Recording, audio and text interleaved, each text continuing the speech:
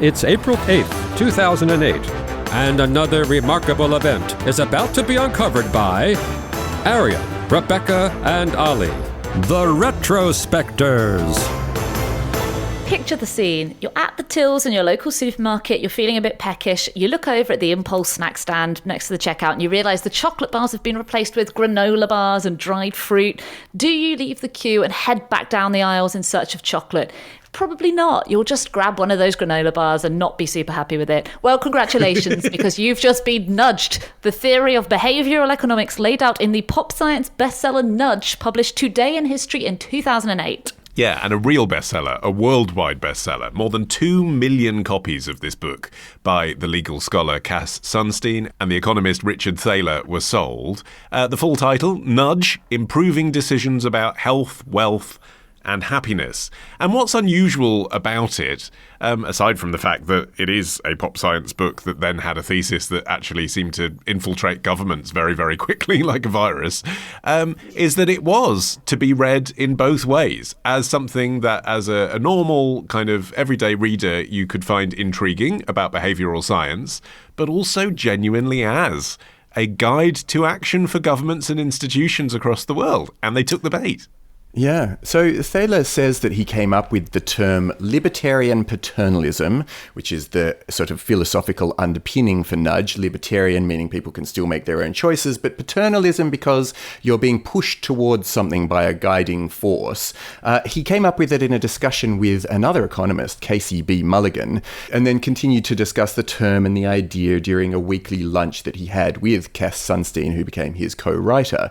Thaler says that there was a particular moment that guided his thinking. He said at a dinner party he once served cashew nuts to his guests before dinner and then watched everyone compulsively grazing. I don't know how long it was taking him to get the meal out.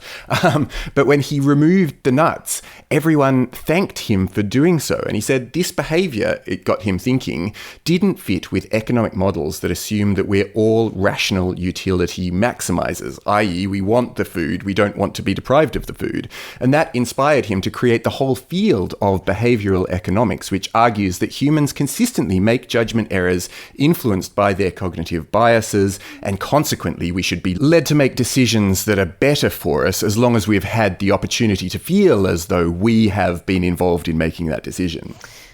Yeah, nudge theory is all about the idea that we can't rely on people to make sensible decisions. The most effective way of changing habits is not to try and change the person, but to change their surroundings, to subconsciously predispose them to choose the desired outcome. This is a concept that Thaler and Sunstein have called choice architecture. And depending on whether nudge theory is being used by private companies or by public entities and institutions, the most common end goals are to make you spend more, to make you be healthier, or to make you behave less antisocially, i.e.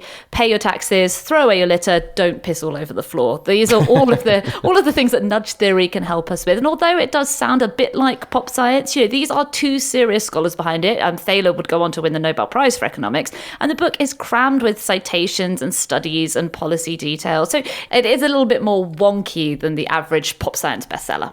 I mean, the funny thing is that when it was released, it was this huge sensation. But, whether or not nudges actually worked wasn't really being discussed. And particularly with people who were critical of nudge theory, they tended to focus on concerns that government nudges or nudges being used by companies would undermine individual freedom or lead us to worse decisions that disadvantage us rather than the ones that are advantageous. And the worry was that, particularly in a governmental sense, that if nudges could lead to major changes in personal decision-making and be used to influence citizen behaviour, then this would create the risk of illegitimate state overreach and maybe even, some people would say, totalitarianism. But actually, the reviews of the book at the time were that it was a little bit boring. Even though it had tried to do this sort of Malcolm Gladwell Blink kind of a thing of exposing popular psychology to a lay audience. Actually, it wasn't terribly successful, primarily as most reviewers tended to focus on, because it was too case study heavy. It was just a boring, difficult read. And so that was kind of one of the other criticisms that was coming back at it, was that it was just not a very successful book.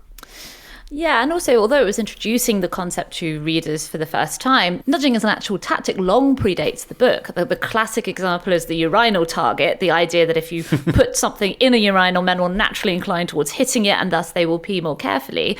It got renewed attention in the 1990s when Amsterdam's Schiphol Airport placed bullseyes in their urinals, but that it's actually as old as the modern toilet. Thomas Crapper himself put a bee below the waterline of his toilet in the late 19th century, and even then it was already a common practice among urinal manufacturers of the day. The choice of the bee specifically was a pun on the Latin name for the honeybee genus, Apis. Okay, but there wasn't a crapper unit within the British government. So that's how nudge really changed things. So let's talk about that. I guess the two people that this book influenced the most in ways that changed all our lives are David Cameron and Barack Obama. Let's focus on Cameron, since we're broadcasting from Britain. He had been nudged himself by his advisor, Rohan Silver, who had bought 10 copies of the book and put them in a pile in Conservative Party HQ at the very time where it became obvious that Gordon Brown's government was floundering and that David Cameron was going to be our next Prime Minister. And he picked it up and he read it, and it ended up in the Conservative Party manifesto that if elected, they would create a team that would use behavioural science to formulate policy. It's interesting because it's not something the public were crying out for this, but it was there because they really believed that this could be, let's be honest, a cost-efficient way, because they were all about cutting costs, that government, a cost-efficient way to try and persuade people to do better in ways that would bring in more tax revenue, for example, if we changed the wording of tax reminders, and wouldn't actually cost the government more. When they became, well, in coalition with the Liberal Democrats, the government of the United Kingdom, they had to form this thing, the so-called nudge unit, the Behavioural Insights Team, which started with a staff of 7 and was the world's first government-backed behavioural insight team, or one that was openly discussed anyway. And this has become a template that has been rolled out around the world. Yeah, I mean, nudge theory really enables governments to paper over the cracks of why people don't behave as desired. You know, if X group of people are less likely to engage in Y desired behaviour, there is an argument that resources are better spent addressing why that is than trying to subtly trick them into behaving differently. And if people don't feel they have enough money to pay into pensions, that is a bigger structural issue. But if you're a government that subscribes to nudge theory as being the answer to everything, that's something that you're just not going to look into any further. You know, it's very politically expedient, particularly for governments like the Conservatives in the UK, who want to set themselves apart from Labour, who they've painted as being the nanny state kind of government. This is allowing people to theoretically make their own choices, you know, which is popular among ideological Conservatives as well as among the electorate, who generally don't like being dictated to by any kind of government.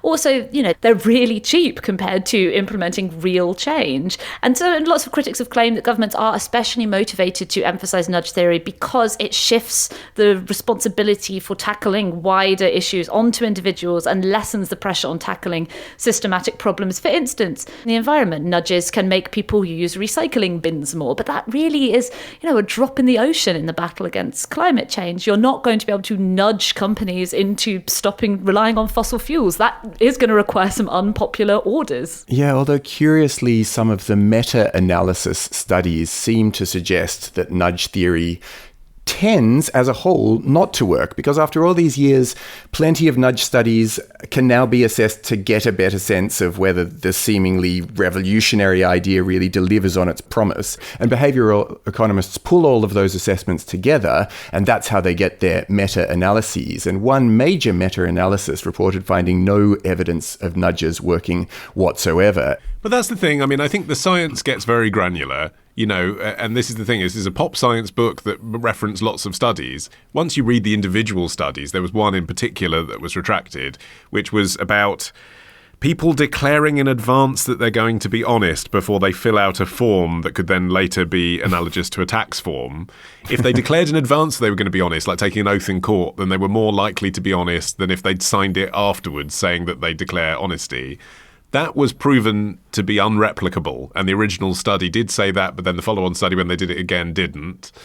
But I just think, because it's so intuitive, this stuff, and it's so anecdotally backed, like, I know that every time I drive into my village, I now go slower than I used to because they've put one of those signs up that flashes up with an angry face when you're over 30 miles an hour.